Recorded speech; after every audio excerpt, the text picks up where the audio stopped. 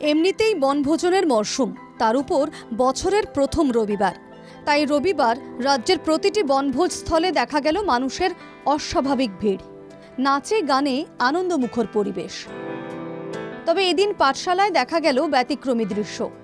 ইন্ধন চালিত গাড়ি নয়, মোষের গাড়িতে চেপে পিকনিকে গেল একদল যুবক। 22 বছর ধরেই এভাবে পিকনিকে যান পাঠশালার 3 নম্বর ওয়ার্ডের কিছু যুবক।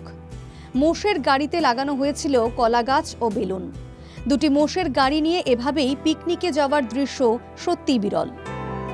তাই পথের ধারে দাঁড়িয়ে এই দৃশ্য উপভোগ করেন এলাকাবাসী।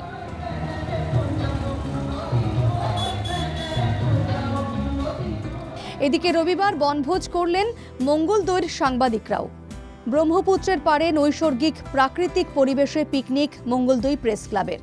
প্রতিদিন সংবাদের পেছনে ছুটতে হয়, তাই চাই খানিকটা কর্মবিরতি। তাই বছরের প্রথম দিনটি পরিবারের সঙ্গে কাটালেন মঙ্গলদৈয়ের সাংবাদিকরা। শুধু পিকনিকেই শেষ নয়, নাচলেন বিহুর তালে তালে, মাতালেন সবাইকে।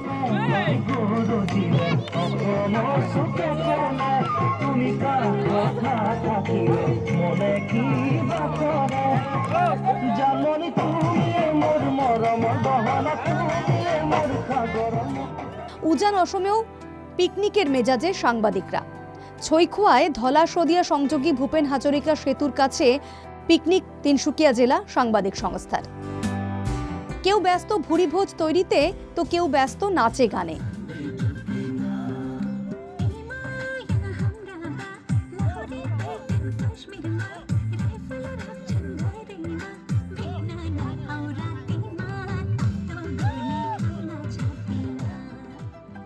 এদিকে বছরের প্রথম দিনে গুয়াহাটির পার্শ্ববর্তী পবিতরা, পানিখাইতি, সনকা, চন্দ্রপুর এলাকায় বনভোজে যান লক্ষাধিক মানুষ।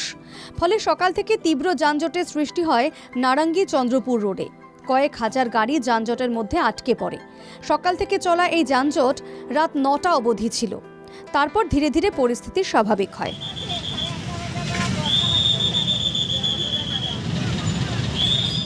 Bureau report, NKTV Bangla.